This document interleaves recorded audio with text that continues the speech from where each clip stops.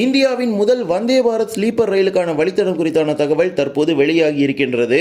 Sleeper வகையிலான பெட்டிகள் உருவாக்கப்பட்டு சுமார் ஒரு ஆண்டுக்கு பிறகு பொதுமக்களுடைய பயன்பாட்டிற்காக வரப்போகிறது. ஆனால் தென்னிந்தியாவில் கிடையாது, வட இந்தியாவில் தான். இது மட்டுமல்லாமல் தமிழ்நாட்டிலிருந்து பீகாருக்கு புதிதாக இயக்கப்படும் என அறிவிக்கப்பட்ட ஈரோடு ஜோக்பனி எக்ஸ்பிரஸ் ரயில் தினசரி ரயிலாக அல்லாமல் வாரத்தில் ஒரு நாள் மட்டுமே இயக்கப்பட உள்ளது.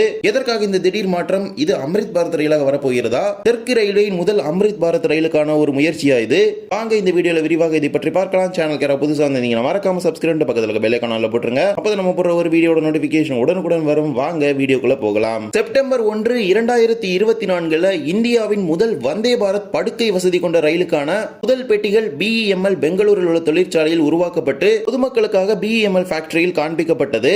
மத்திய அமைச்சர் அஸ்வினி வைஷ்ணவ், மத்திய இணையமைச்சர் சோமண்ணா உள்ளிட்டோர் இதனை அன்றைய தினம் துவங்கி வைத்தனர். தற்போது சுமார் ஒரு வருடத்திற்கு பிறகு மீண்டும் இந்த ரயில் சேவை பொதுமக்களுடைய பயன்பாட்டிற்கு வரப்போகுது. இந்தியாவின் செமி ஸ்பீட் வகையிலான ரயில் தான் இந்த வந்தே பாரத் ரயில். தற்போது சேர் கார் வெர்ஷனில் மட்டுமே நாட்டில் சுமார் 144 வழித்தடங்களில் இயக்கப்படுகின்றது. இரவு நேர பயணங்களுக்கும் நீண்ட தூர பயணங்களுக்கும் படுக்கை வசதி பெட்டிகள் மட்டுமே பயன்படும். இதனை கருத்தில் கொண்டு இந்திய ரயில்வே வந்தே பாரத் படுக்கை வசதி பெட்டிகள் கொண்ட ரயில்களை அறிமுகப்படுத்துவதற்கு முடிவு செய்தது.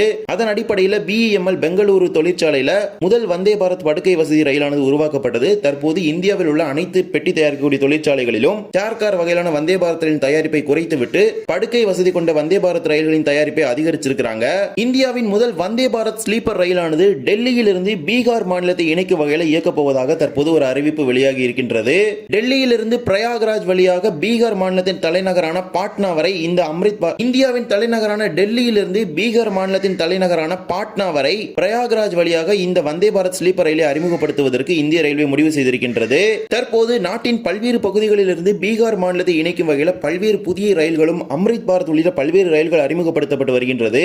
அதன் தொடர்ச்சியாக வந்தே பாரத், அம்ரித் பாரத், நமோ பாரத் வரிசையில் தற்போது வந்தே பாரத் ஸ்லீப்பர் ரயிலும் இணைந்திருக்கின்றது. கடந்த ஒரு சில மாதங்களுக்கு முன்புதான் இந்தியாவின் இரண்டாவது நமோ பாரத் ரயிலானது பீகாரின் ஜெயநகரில் இருந்து பாட்னா வரை அறிமுகப்படுத்தப்பட்டது. செப்டம்பர் 2வது வாரத்தில் பீகார் மற்றும் மிசோரம் உள்ளிட்ட மாநிலங்களுக்கு பிரதமர் நரேந்திர மோடி அவர்கள் செல்ல இருக்கின்றார். அப்போது இந்த ரயில் சேவைகள் அனைத்தையும் துவங்கி வைக்க உள்ளதாக ஒரு தகவல் வெளியாக இருக்கின்றது. இந்த வந்தே பாரத் ஸ்லீப்பர் ரயில்களை பொறுத்த வரைக்கும் சுமார் 180 கிலோமீட்டர் வேகத்தில் இயங்கக்கூடிய ரயில்கள். எனவே இந்த ரயில்களை அதிவேகமாக செல்லக்கூடிய வழித்தடங்களை தான் முதற்கட்டமாக அறிமுகப்படுத்துவாங்க.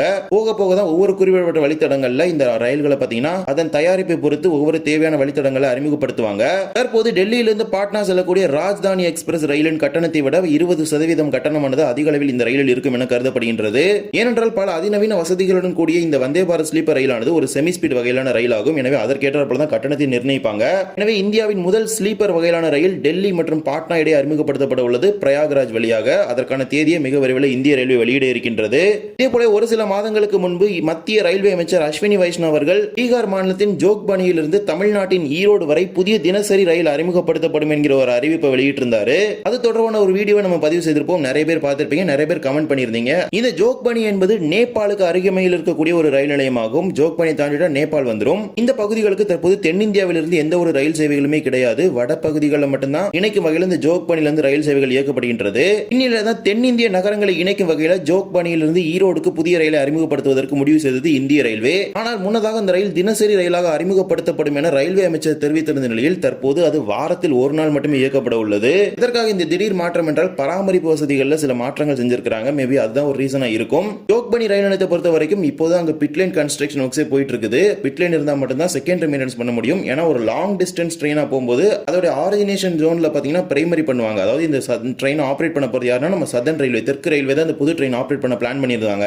ஈரோட்ல பாத்தீங்கன்னா மொத்தமா 2 பிட்லைன் இருக்கு. அதுல செகண்ட் பிட்லைன்ல பாத்தீங்கன்னா இப்பதான் எக்ஸ்டெண்ட் பண்ணி ஃபுல்லா முடிச்சிருக்காங்க. சோ அந்த பிட்லைன்ல மெயின்டைன் பண்ணி ஆபரேட் பண்ற மாதிரி தான் ஒரு பிளான்ல இருந்தாங்க. அண்ட் ஜோக்பனில பாத்தீங்கன்னா பிட்லைன் வந்து கன்ஸ்ட்ரக்ஷன் ஒர்க்ஸ் போயிட்டு இருக்குது. சோ அது இன்னுமே முடியல. சோ அதனால இந்த ட்ரெயினை இப்போதைக்கு வாரத்துல ஒரு நாள் மட்டுமே அறிமுகப்படுத்துவதற்கு திட்டமிட்டு இருக்காங்க. ஈரோட்ல இருந்து வியாழக்கிழமைகள்ல இந்த ரயிலை இயக்குவதற்கு பரிந்துரை செய்திருக்காங்க. அண்ட் இந்த ரயில பாத்தீங்கன்னா ஜோக்பனி சென்றவுடன் ஜோக்பனில இருந்து கத்திகார் அப்படிங்கிற ஒரு பகுதி இருக்குது. அங்க கொண்டு வந்து தான் பராமரிப்பு செஞ்சுட்டு மீண்டும் ஜோக்பனி கொண்டு சென்று ஈரோடுக்கு இயக்குவதற்கு திட்டமிட்டு இருக்காங்க. இது தொடர்பாக ஹிந்தி நாளிதழிலும் ஒரு செய்தியானது வெளியாகி இருக்கின்றது. ஈரோடிலிருந்து ஜோக்பனிக்கு புதிய அம்ரித் பாரத் ரயில் அறிமுகப்படுத்தப்பட உள்ளதாக ஒரு செய்தியும் வெளியாகி இருக்கின்றது. ஆமாம், இந்த ரயில பாத்தீங்கன்னா இப்போது அம்ரித் பாரத் எக்ஸ்பிரஸ் ரயிலாக அறிமுகப்படுத்துவதற்கு இந்திய ரயில்வே முடிவு செய்திருக்கின்றது.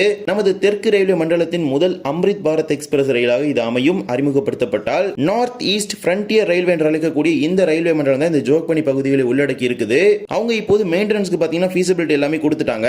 சனி மற்றும் ஞாயிறு இரவுகள்ல பாத்தீங்கன்னா இந்த ரயிலை ஜோக்பானில இருந்து கத்திகாருக்கு கொண்டு வந்து பராமரிப்பு செய்துவிட்டு மீண்டும் ஜோக்பானில இருந்து கொண்டு சென்று ஈரோடு இயக்குவதற்கு ஆபரேஷனலி ஃபீசிபிள் அப்படிங்கறத கன்ஃபார்ம் பண்ணிட்டாங்க. ஜோக்பானில இருந்து கத்திகார் வரைக்கும் எம்டியா கொண்டு வருவாங்க.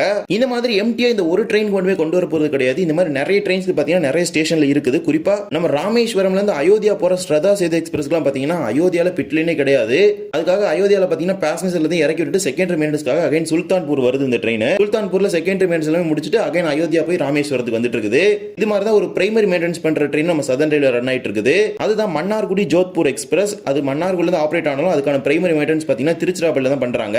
மன்னார்குடி டு திருச்சிராப்பள்ளி பாத்தீங்கன்னா எம்டியா தான் கொண்டு வருவாங்க. சோ அதே மெத்தட் தான் பாத்தீங்கன்னா அங்க ஃபாலோ பண்ண போறாங்க. எனவே ஈரோடில் இருந்து ஜோக்பானி வரை அறிமுகப்படுத்தப்பட இருக்கும் ரயிலானது வாரத்தில் ஒரு நாள் வாராந்திர ரயிலாக மட்டுமே அறிமுகப்படுத்தப்பட உள்ளது. அதனை பிற்காலத்தில் வாரம் இருமுறை மும்முறை தினசரி அதெல்லாம் அப்ப முடிவு பண்ணுவாங்க.